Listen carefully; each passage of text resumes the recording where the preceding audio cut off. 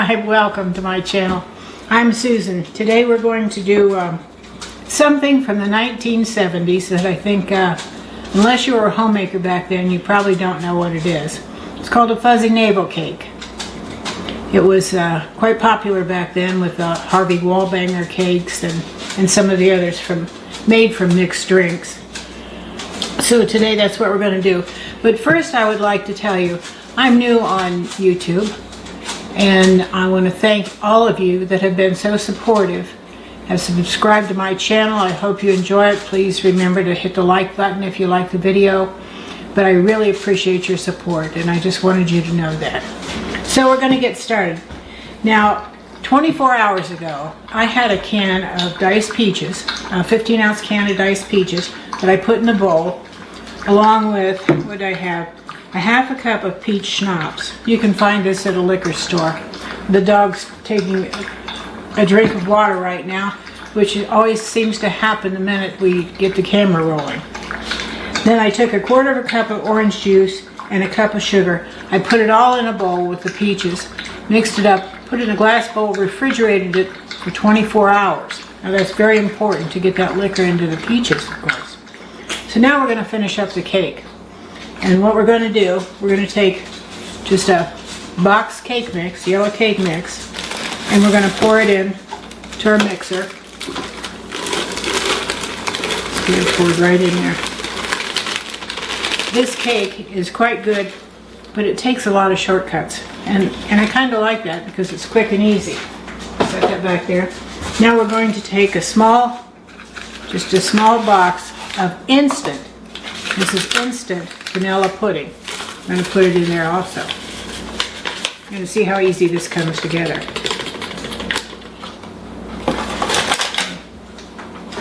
Now we're going to do 4 eggs.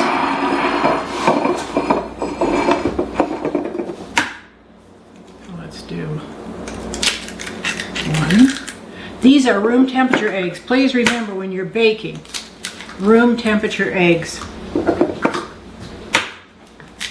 Oops, I got some on the counter there. Not good, made a mess. But then that's fine. Messes always clean up, don't they? We're going to set this back here. I'm going to get my rag that I always have handy and mop up some of the egg that's spilled here. So we've got the cake mix, the pudding mix, the eggs in there. Now we're going to do some oil. I've got 2/3 cup of just a vegetable oil. Something that's light. Now I've drained my peaches. And I have 1 cup of peaches here. And I have a cup of pecans. I'm not going to put those together just yet because I want to get the rest of the stuff in. I need 1/3 cup of liquid from the peaches I soaked with the schnapps. So let's get us 1/3 cup here. Let's over here all this goodness. Let's see what we've got as far as 1/3 cup. Well, you know what? I can hardly see that. This is such an old cup. Let's pour some of that out. Take a look here. There, that looks like 1/3 cup. Alright, so we got 1/3 cup of juice. Now we're going to turn this on, we're going to mix it. I'm not going to talk while this is being mixed because this machine is loud and I don't want to have to scream over it.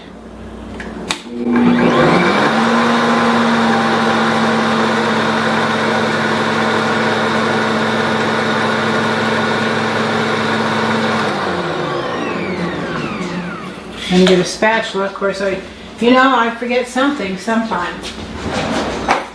We're going to get a spatula and wipe down the sides of the bowl.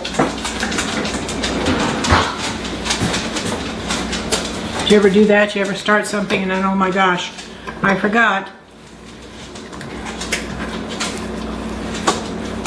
Especially when you're cooking on camera, you tend to try to remember everything, but you know, the older I get, the worse the old memory is. That'll happen to every one of us. Okay, so let's turn this back.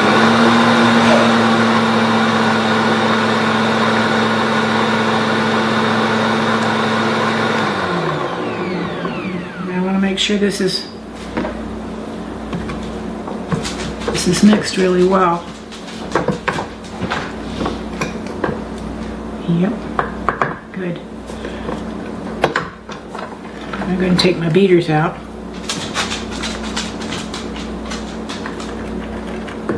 Get these over in the sink without dripping them clear across the floor. Now we're going to add our peaches and our chopped pecans. Take my bowl out here. You move this out of the way so you can see what's going on. So I've got a cup of chopped pecans here. And this is a cup of the diced peaches we soaked in the schnapps and sugar and orange juice mixture. We're going to mix these in with our cake batter.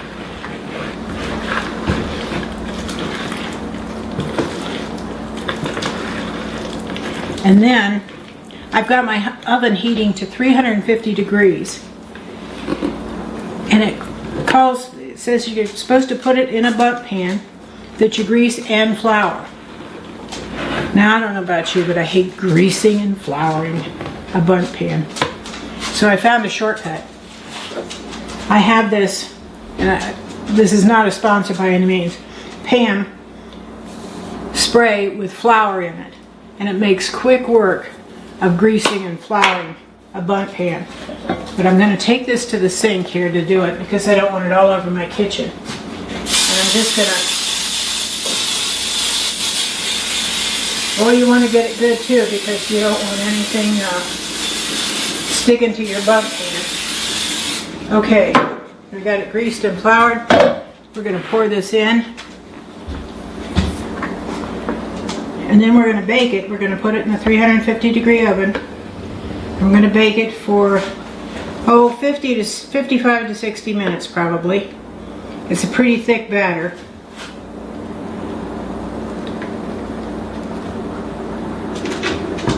Get it in there without pouring it down the middle hole in the bundt pan.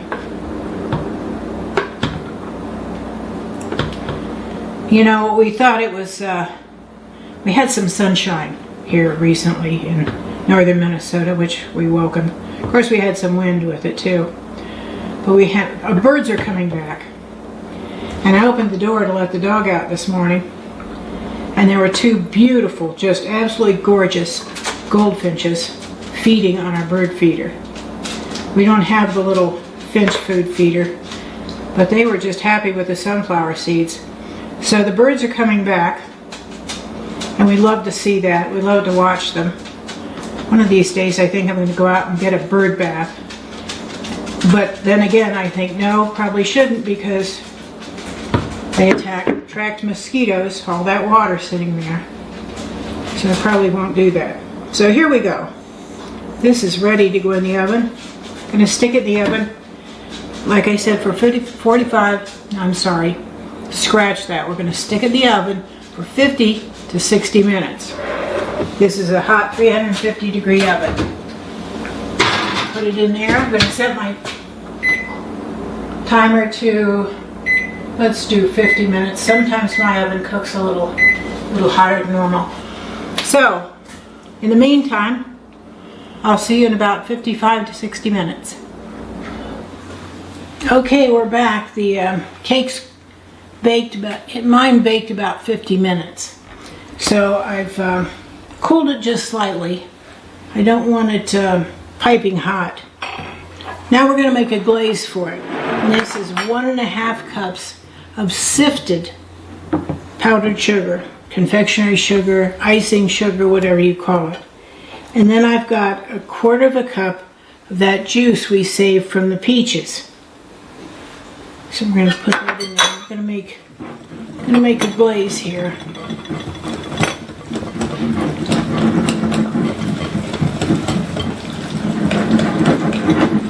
We want to watch the consistency. We don't want to have any big lumps in here. And sometimes You might need just a tad more liquid.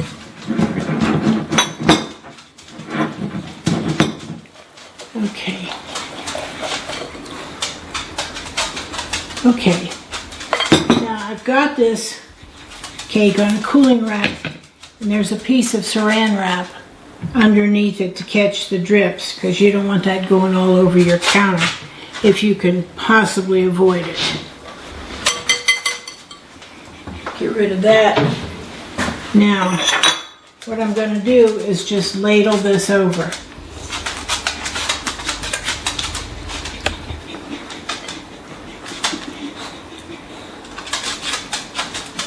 And it'll just drip down the sides.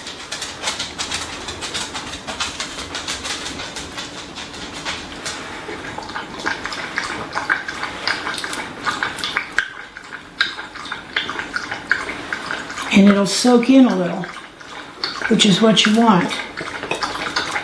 Ooh, that looks good, doesn't it?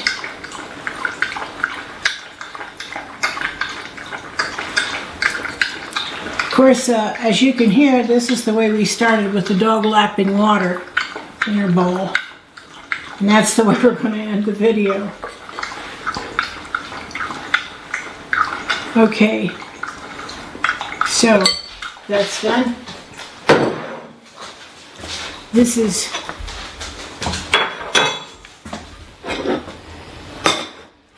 the cake. Let's cut a piece and try it, shall we? It's still a little on the warm side.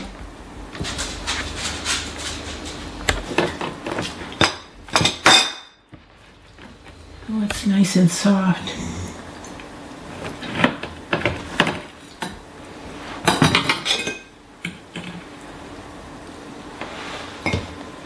Oh, look at that.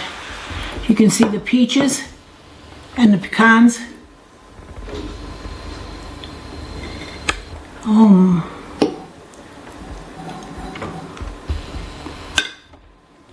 Mmm.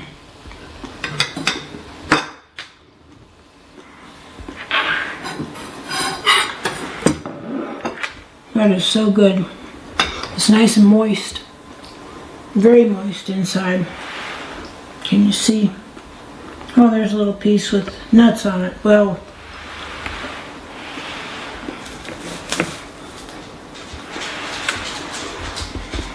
now you can freeze this as a whole cake. Excuse me. I guess the cameraman's going to try it. Like I said, you can freeze this as a whole cake, or once it is cooled completely, you can cut it up into individual slices. So if it's like just the two of us, you can just pull two pieces out for after dinner, or you can use the whole cake, take it to church. I guess that's a thumbs up. So I hope you enjoyed this video. And I hope you enjoyed the cake. And until next time, blessings to you and your family.